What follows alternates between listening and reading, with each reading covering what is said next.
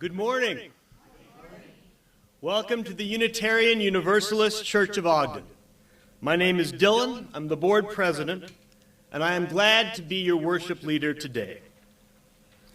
This month we're altering our service order a bit, and this, the second Sunday service, will be one focused on who we are called to be in these times.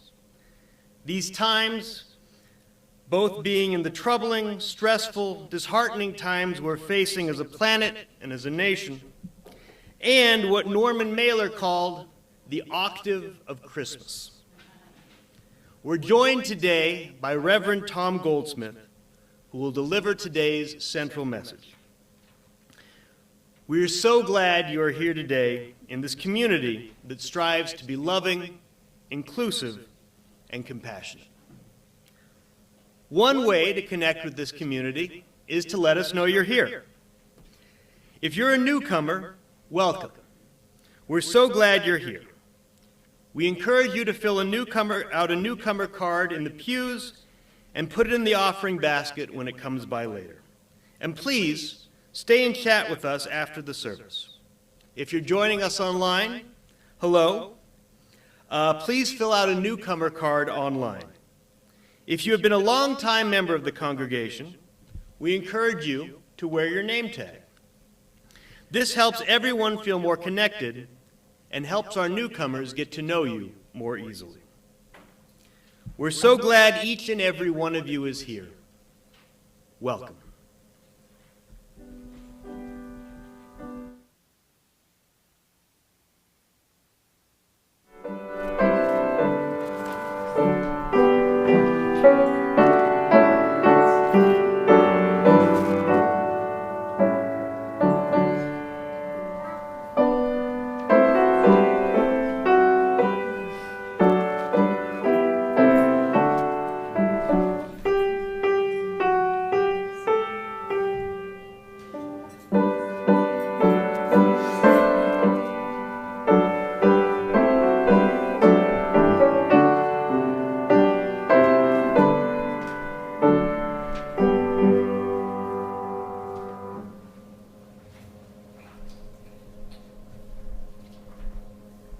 For many years now, the First Unitarian Church of Salt Lake City has put on a Christmas Eve service.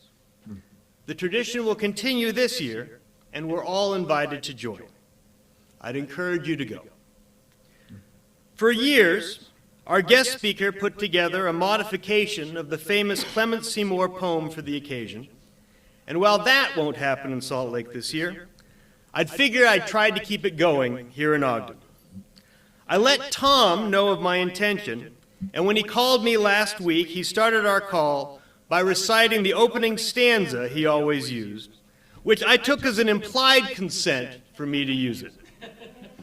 Well, I can't say I'll do the tradition justice. I hope to not bring it shame.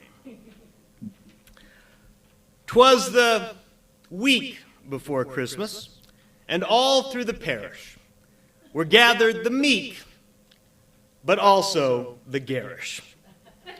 The congregants gathered in pews on this morning find it hard to be merry. It seems like conforming. And it wasn't this hard or that hard to find reason for worry, as bad news just seems to arrive in a hurry. With Elon and Putin and Trump and his team, the world seems to favor the cold and the mean. With trans brothers and sisters and migrants in danger, it seems we've forgotten the child in the manger. And even poor Santa's spirit's in a hole, for Trump has decreed tariffs on the North Pole. Oh, no. And here at the UUCO, we've got worries within. We're ending the year without an admin. And after 2 years, Kristen's about to finish her 2 years working with us as our remote minister. But in spite of it all, there are reasons to cheer and wisdom to learn from this time of the year.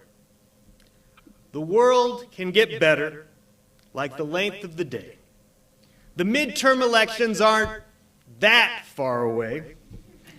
Ashley Kingfisher's joining to help with outreach and coordinate caring and perhaps sometimes preach. Most important of all, we're all in this together to support one another through blurry, cold weather. I'm happy today to be with you all, to be with all of you as we look forward to a year that is new. So I wish you good cheer through the days and the nights. Happy Christmas to all. May we fight the good fight.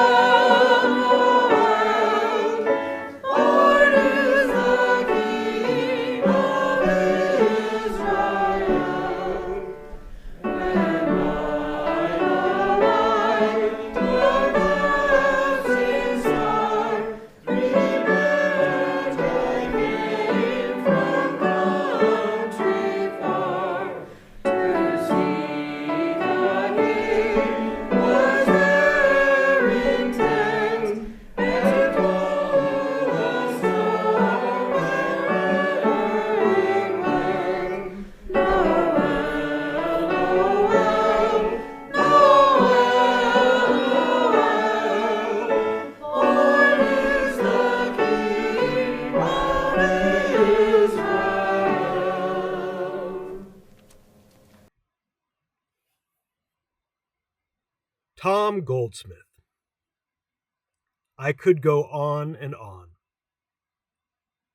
I'll try not to, but today's introduction will be a bit longer and more personal than usual. I've even got some slides. Tom is the minister emeritus of First Unitarian Church of Salt Lake City, and at that church they have a tradition for their former ministers. They hang them, or at least a picture of them, in the hallway behind their main chapel, a gallery of portraits that extends from their founder, Samuel Eliot, through their most recent former minister, Ian Marr. In total, there are 25 ministers covering 134 years.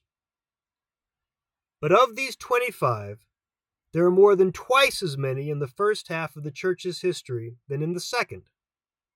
And the primary reason for this is Tom Goldsmith, who served as the senior minister of First Unitarian Church from 1987 until 2021. 34 years. From my family photo albums, on the left, you can see Tom along with my father and my stepmother at the baby blessing ceremony for my brother Marek back in 1988. What I believe was the first baby blessing Tom officiated in Salt Lake City. On the right is a picture of me along with Tom and Marek, both just a little older than in the picture on the left, at the memorial service for my father in May of 2021. What I believe was the last memorial service Tom officiated in Salt Lake City. Between these bookends, Tom also oversaw the baby blessing of my brother Baxter, the memorial services for my grandmother Muriel, my grandfather Martin, my stepfather Scott, and my stepmother Mary. And, oh yeah, my wedding on June 30th, 2018. These are, of course, just a drop in the bucket of the thousands of dedications, funerals, weddings, and other personal ceremonies Tom made happen over the decades, and every one he managed to make special, engaging, and unique. He was even part of the UUCO's founding event, Charter Sunday, back in 1992. Speaking personally, when Tom began at First Unitarian Church, I was 6 years old. And when he retired, I was 40. It's safe to say that the ages of 6 to 40 were formative years for me. Outside my family, Tom has been the most influential Unitarian influence upon my life and is a major and essential reason behind why I'm as involved as I am today. Whether that's a good thing for all of you is perhaps not for me to say, but it's a source of great joy and satisfaction for me, and for that, I'll always be grateful. Along with the rituals and ceremonies, Tom has preached close to 2,000 sermons. However, I think this might be the first sermon he's ever delivered live on Zoom, and I hope that after today, he doesn't vow it's his last. When I reached out to him about joining us, I thought it quite possible he'd had enough preaching for one life, and so I was pleasantly surprised when he readily agreed and even insisted it be pro bono. He did warn me, however, that he didn't want to do a traditional Christmas service, but could talk a little bit about Jesus and throw in some timely political shit about which Jesus would approve. So, Christmas and Jesus with an edge. I said I thought that sounded perfect, but consider yourself warned. I'm looking forward to hearing what he has to say one more time, and I'm honored to welcome Tom Goldsmith to our service today.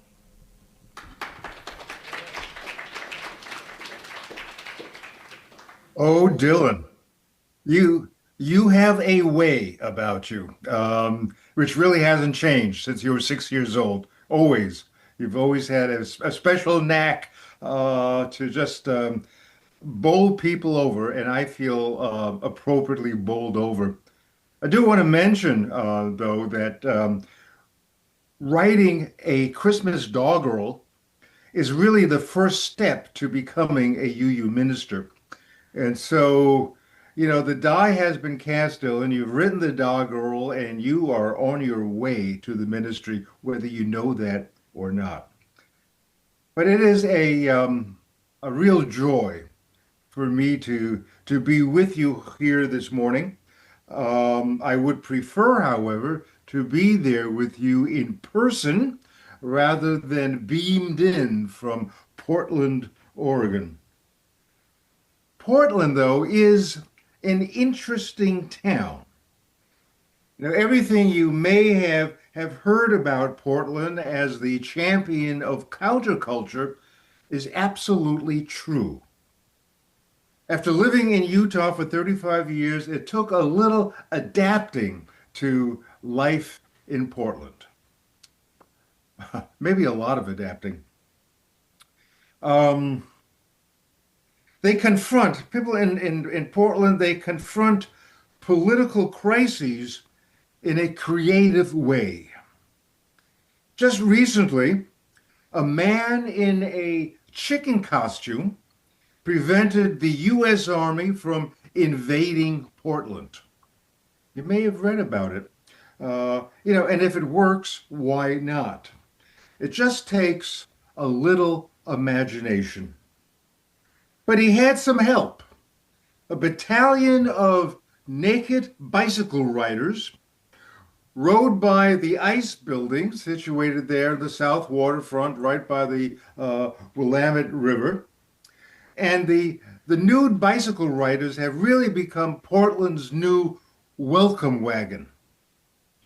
And apparently, they proved a little too welcoming for the troops who declined to attack such openly friendly people.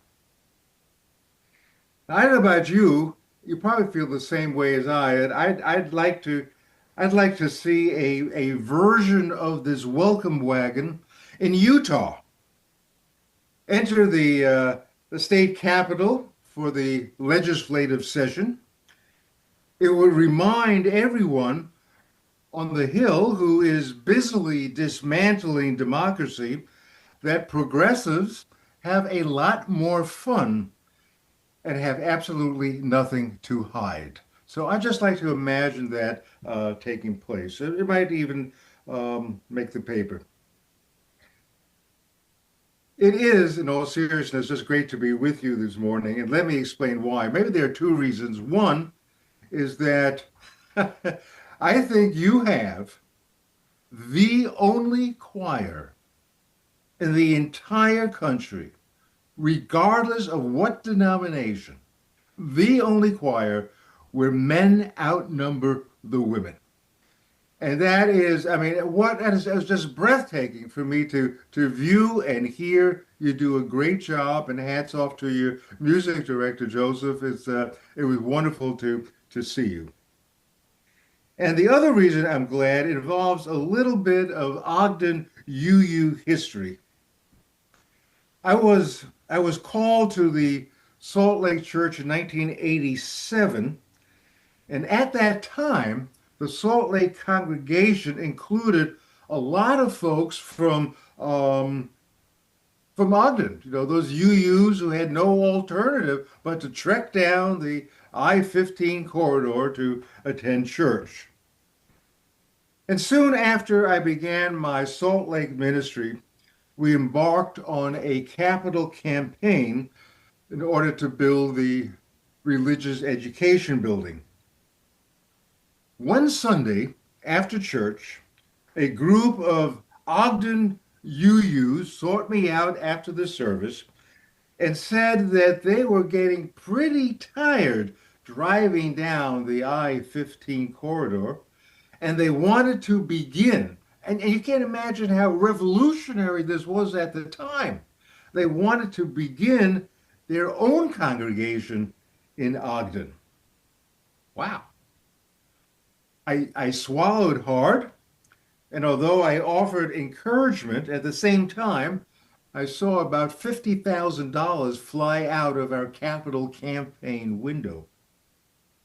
Now, I had assumed they would withhold the money that they pledged to the Salt Lake Capital Campaign and pour it into their own fund to build up a new congregation. But these Unitarian Universalists from Ogden were people with heart, big hearts.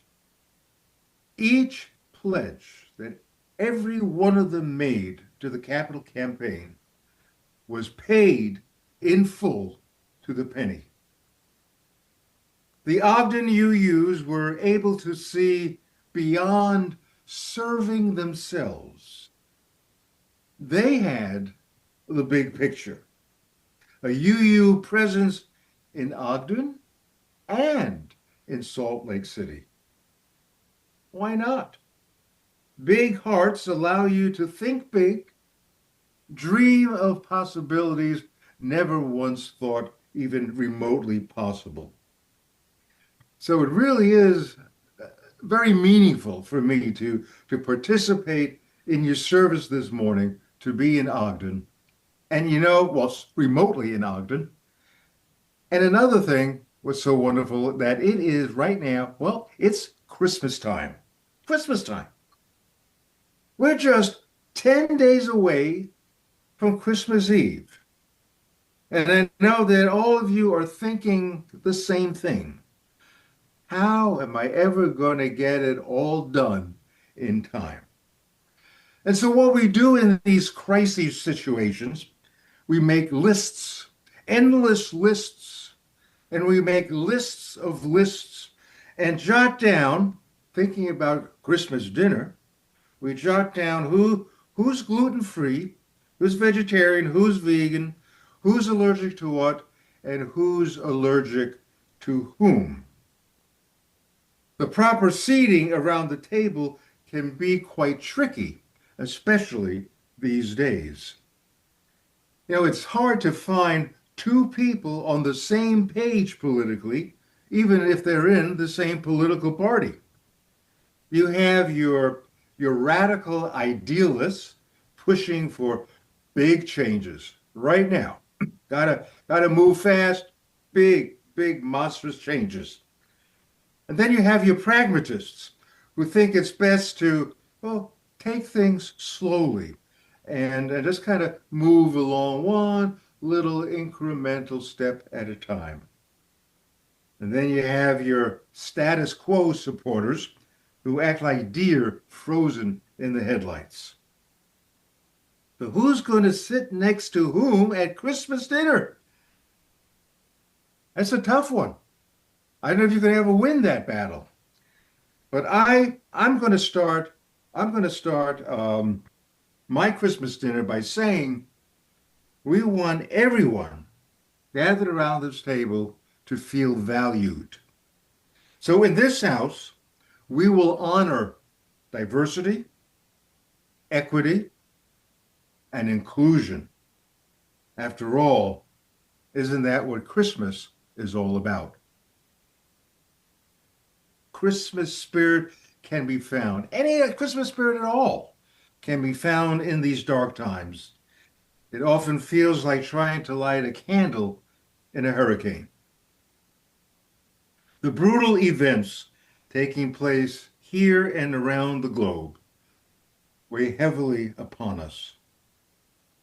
I ask myself, and I believe we all wonder the same, have we lost our way? Why is there so much suffering? All this suffering while we sit idly by.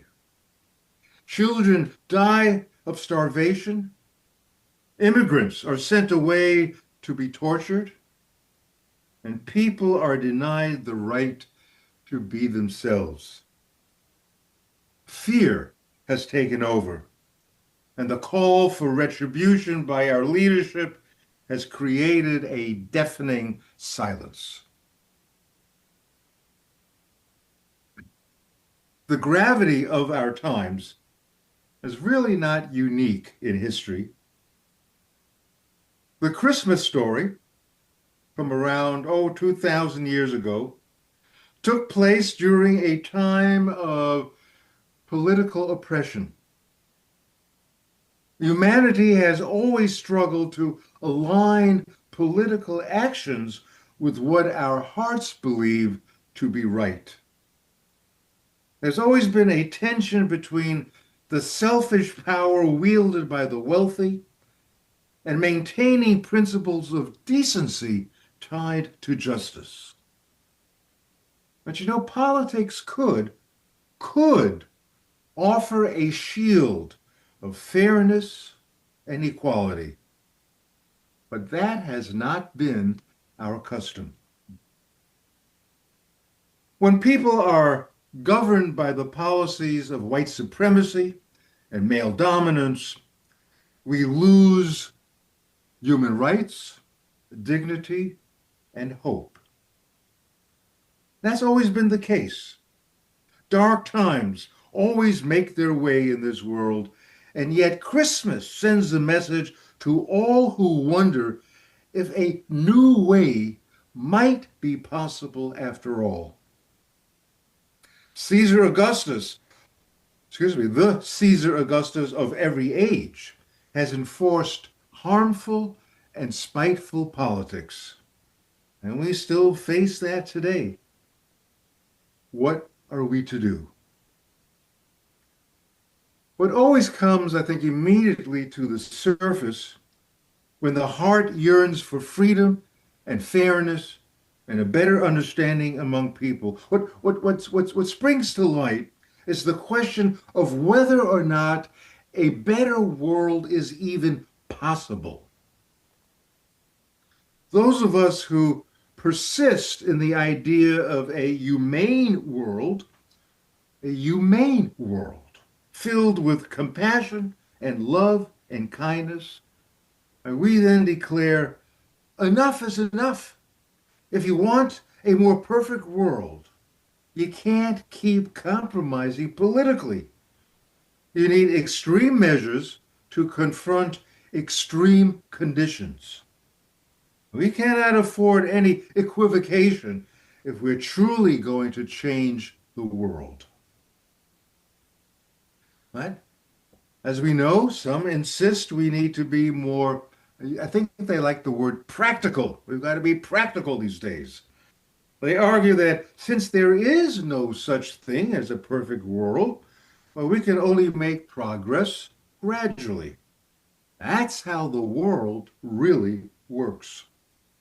So the idealist and the pragmatist clash over vastly different perspectives, much like democratic socialists battling with establishment Democrats. What is fundamental, though, for today and for all times, is whether radical change should be introduced in the first place, or is that pushing the envelope too far? Radical change. Just think about that for a moment.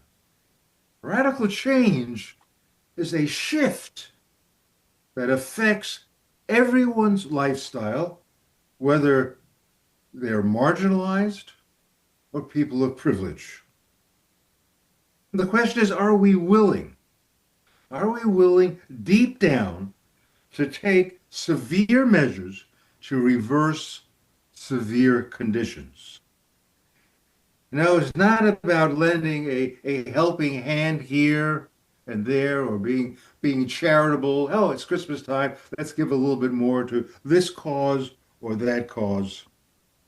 It's about a complete restructuring of society where our position of privilege must change in order to make the world more fair. Now, the case for radical change was first introduced in the first Christmas story itself. Wise men, guided by a star, attended the birth of a homeless, immigrant Jewish baby of color. At the time, the king had the equivalent of his own masked ICE agents, which made travel quite precarious. Tyranny ruled the day, and the king was motivated by revenge, power, greed. But the wise men broke the law and returned home by another way to elude the king's queries as to where the child could be found. And the baby and his parents took an unexpected detour to Egypt after an angel advised them that exile was perhaps a good idea right about then. Angels. I put a plug in for angels. They tend to deliver good ideas. In fact, I love Christmas mostly because I love the angels who look out for us and for those whom we love. Anyway, the baby The baby grew up to be a leader with definite ideas about what is needed to take place in the world. His name was Jesus. He was a blue-collar worker, charismatic, and a strong advocate for radical change. Radical change makes a lot of people nervous. It did at that time. It does so now. Many of us talk ourselves into believing that pragmatism has the best chance of succeeding. And besides, we wouldn't have to make too many personal sacrifices that radical change demands. We prefer to change society slowly. We prefer not to rock the boat. Radical change? No. But Jesus had the imagination needed to at least perceive a different kind of world. Imagination. Picturing an ideal world, a heaven on earth, where all this needless suffering is finally ended. This vision of Jesus to promote radical change ultimately became his mission. Jesus rendered a blueprint for radical change. He preached change, he taught change, he ranted about change his entire life. And when he said things like, love your enemy, turn the other cheek, welcome the stranger, he wasn't kidding. He never said, golly, wouldn't it be nice if we loved those people who didn't look like us or existed outside our bubble? No. Jesus wasn't kidding about diversity, equity, inclusion. In fact, Jesus was the most woke person on the planet. Pretty radical stuff.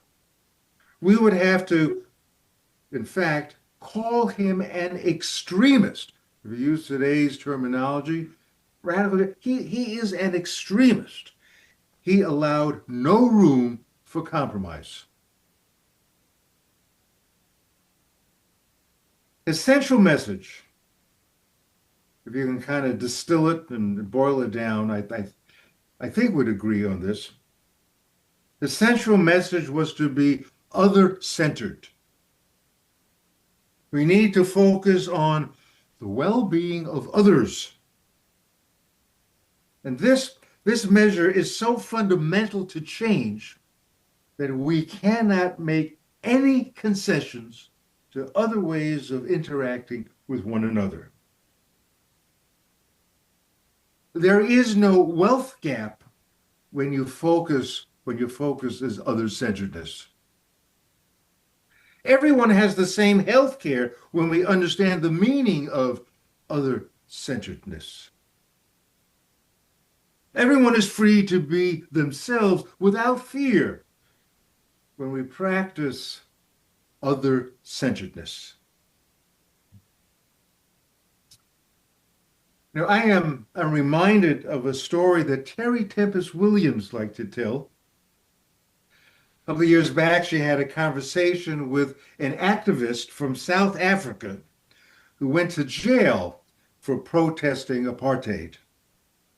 And he said to Terry, you Americans, you Americans, you have mastered the art of living with the unacceptable. Wow. You have mastered the art of living with the unacceptable. And when I mull over those words, which I can't help but take a little personally, I am moved in my heart to make some radical changes. As a teacher, Jesus said to those whose humanity was trampled by political despots, Jesus said to those who were hurting because of political abuse, Jesus said, "Let me lighten your burden. My heart is gentle. My heart is gentle."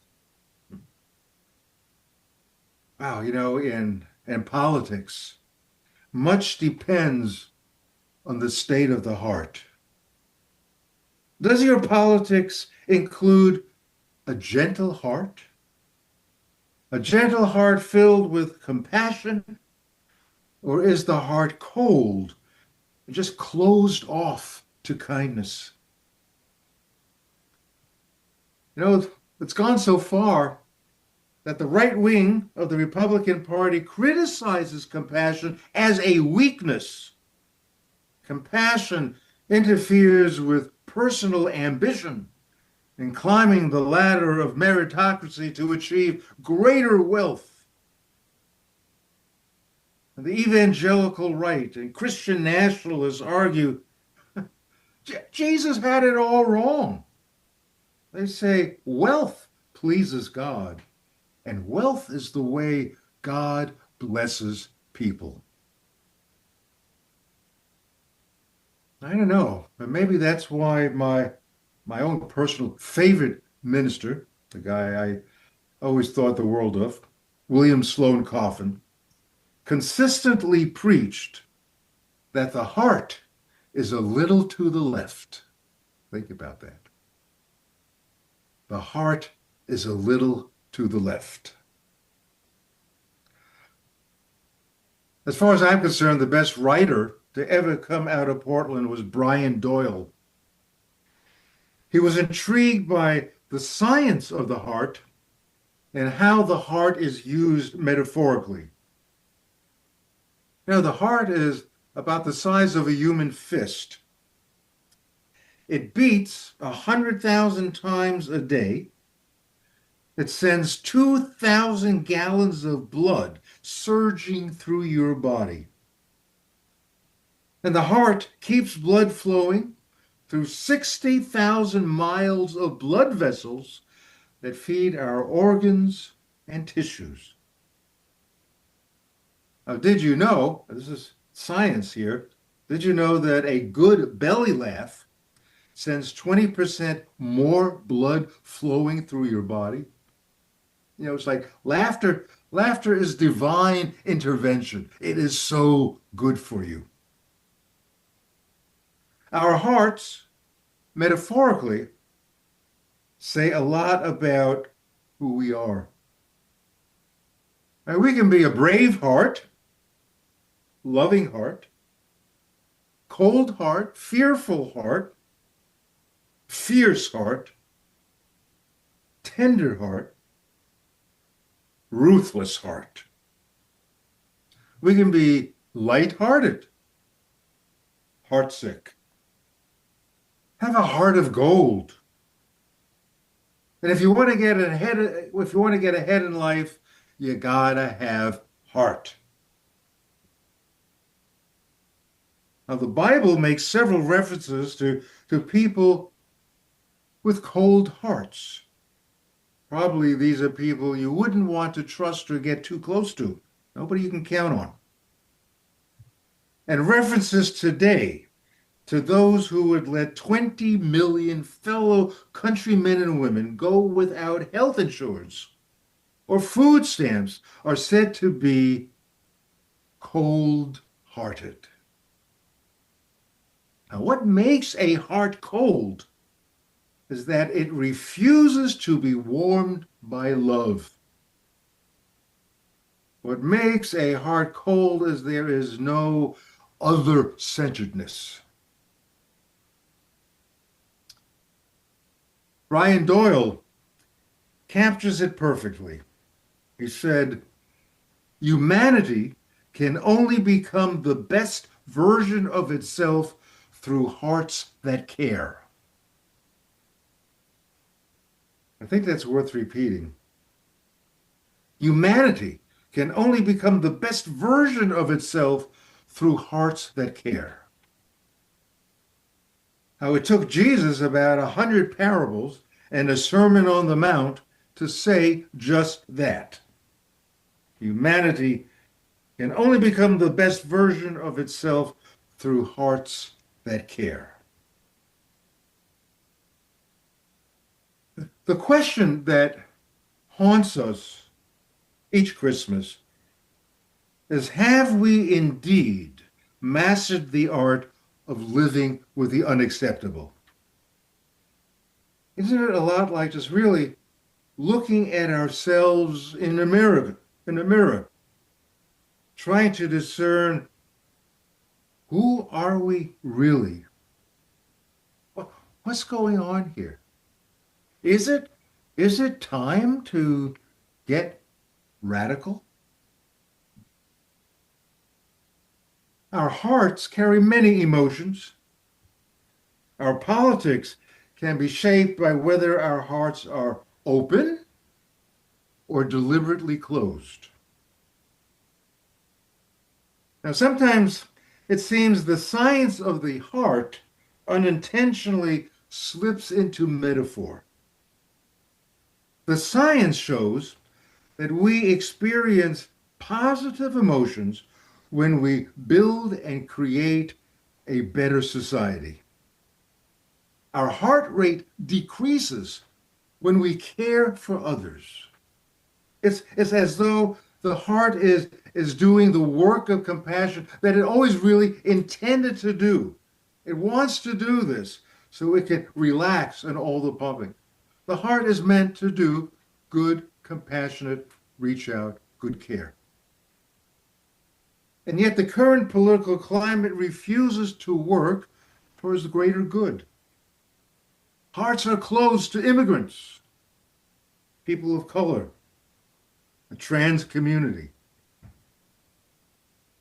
I gotta scratch my head about this. I mean, don't we want to decrease our heart rates to ensure that we get 2 billion heartbeats in our lifetime? In fact, that's the science. The average life holds about 2 billion heartbeats. I mean, really, you can look it up. 2 billion heartbeats of the course of an average life can beat either with compassion or indifference. The Christmas message, after we untie the bows on our presents and digest a splendid repast, and the carolers have returned home and the children are asleep and the Christmas tree lights will soon be turned off. The Christmas message declares that we need to make some profound changes in this world. And these changes may appear radical, but the needless suffering must end. And it's up to us to end it by making the necessary changes.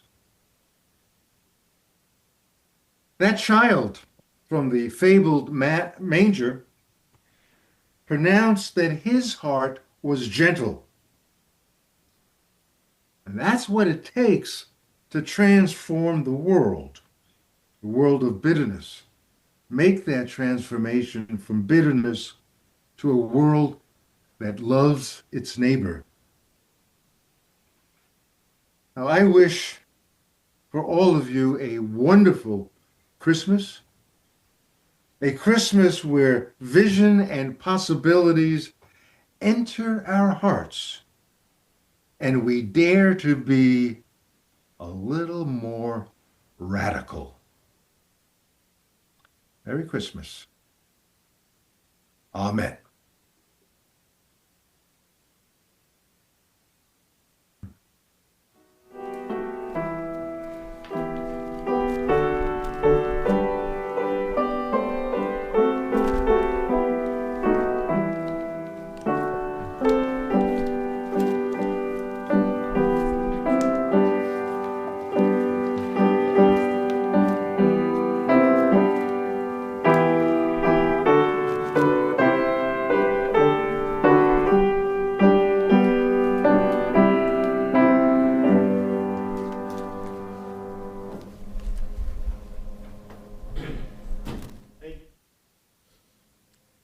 Still got it.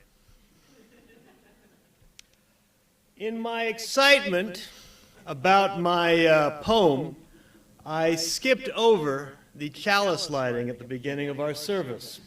So, I would like to invite you all to join me in lighting the chalice. We light this chalice for the warmth of love, for the light of truth, and for the energy of action.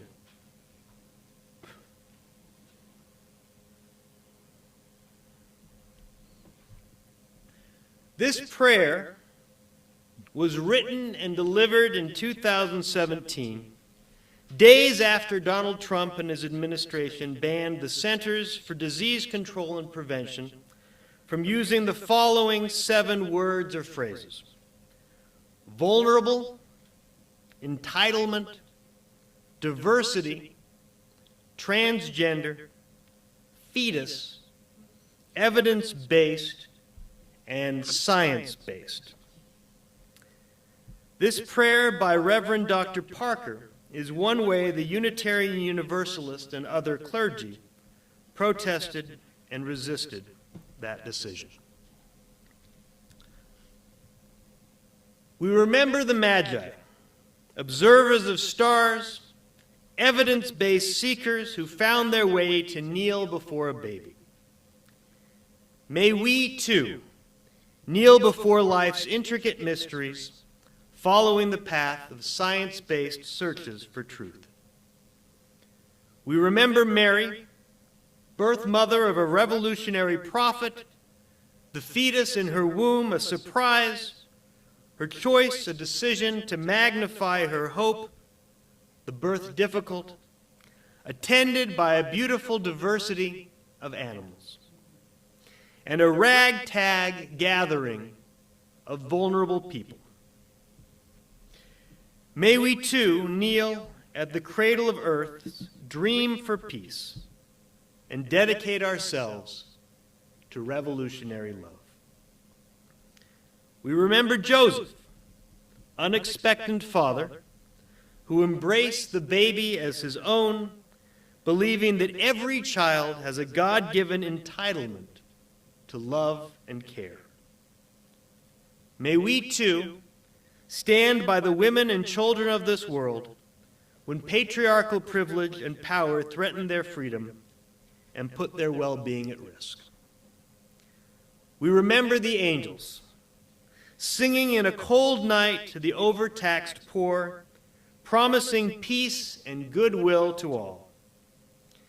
May we echo their song in acts of solidarity and justice for all souls: refugee souls, green souls, disabled souls, black souls, young souls, transgendered souls. May we join the bold, holy movement to bring heaven to earth. May the morning star brighten our hope for a new day, and may laughter strengthen all our prayers. Amen. Amen. We continue our collective prayer by coming forward to engage in our weekly ritual that helps us to collectively hold the challenges and joys of being human. As you light a candle, let it hold your hopes, memories, and gratitude for this beautiful, complicated world and for our lives. As you drop a stone in our sacred gathering waters, may it be an opportunity to imagine those burdens and quests for forgiveness held in a community that will let the stone land with care and intention. Please come forward.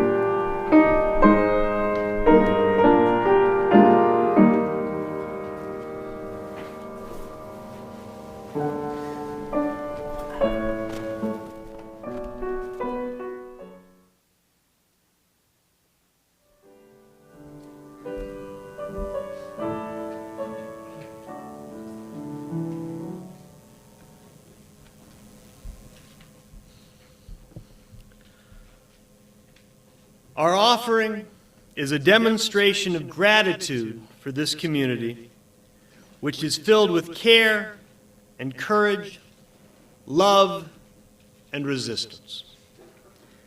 We commit to keeping this community resourced for the ministries ahead, both in our walls and beyond. The offering we collect each week supports us in being the community that can best respond to the needs of these times. As we collect our offering today, we remember our interconnectedness and interdependence, and we generously offer our care with hopes to support all through these times.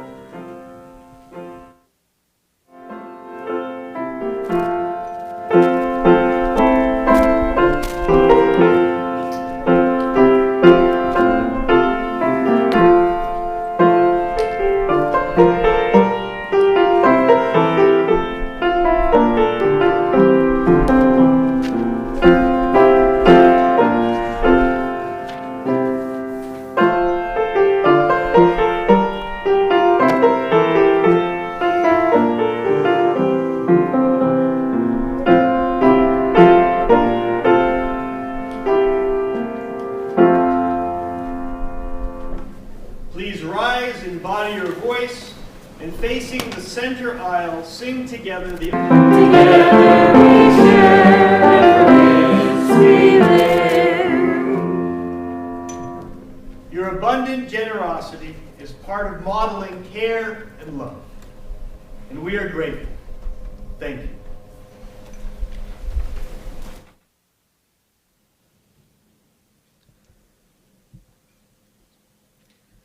Now, a few announcements.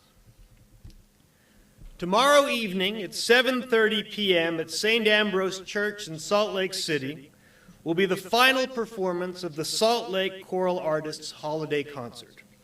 Our music director, Joseph Cook, will be there as part of the chorus. And I believe you also said that there's an additional concert tonight. Is that correct? Yes. What is that? That one is at the Salt Lake Tabernacle, and so those two, there's actually two short performances, 7 to 7:40 and 8 to 8:40, so 7 and 8, and that one's 3. So that's three. All right, a shortened performance at the Salt Lake Tabernacle tonight at 7 o'clock, and then it's the same performance at 8 o'clock, and tickets to that are free. The book club will be reading Framed by John Grisham for December, and the group will meet December 17th in the church library here. Codger Coffee meets every Friday at 9:30 a.m. at Grounds for Coffee on Harrison Boulevard. Everyone is welcome, and the group has been growing. They are beginning to burst out of their private room and take over the north end of the main room. Sometimes. And as mentioned earlier, we're invited to join First Unitarian Church of Salt Lake City for their candlelight Christmas service on Wednesday, December 24th at 5:30 p.m. or at 7 p.m.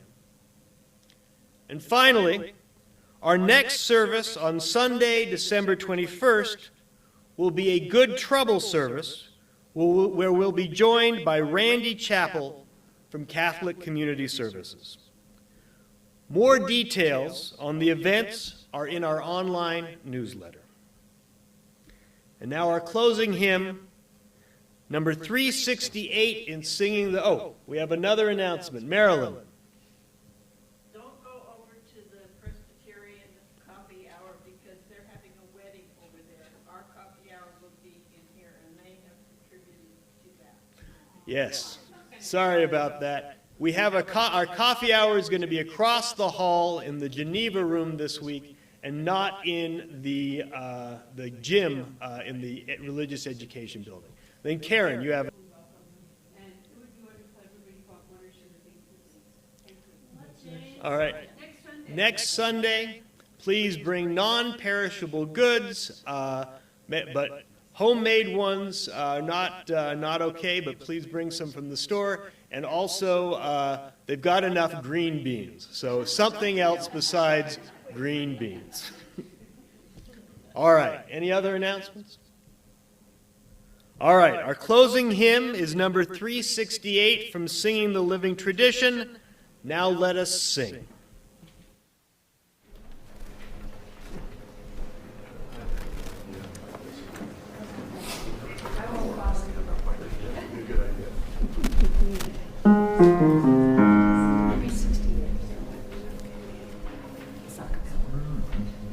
Now let us sing. Sing to the power of the faith within. Now let us sing. Sing to the power of the faith within. Lift up your voice. Lift up your voice.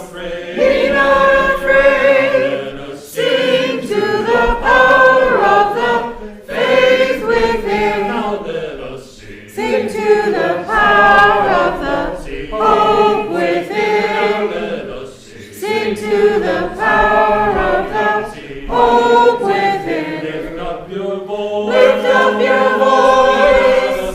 Be not afraid. Let us Sing to the power of the hope within. Now let us sing. Sing to the power of the love within. Let us sing. Sing to the power of the love within. Lift up your voice. Lift up your voice.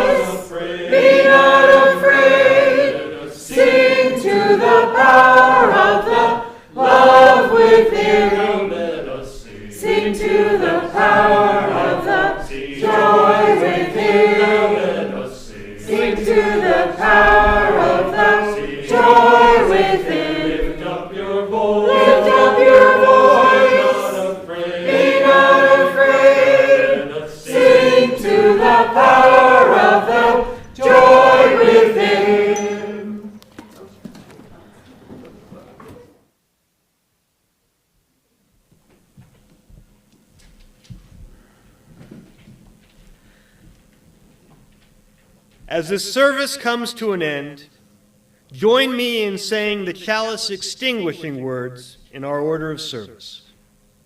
We extinguish this chalice, but not the warmth of love, the light of truth, nor the energy of action.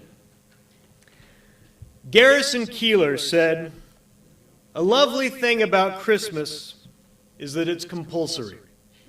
Like a thunderstorm, and we all go through it together."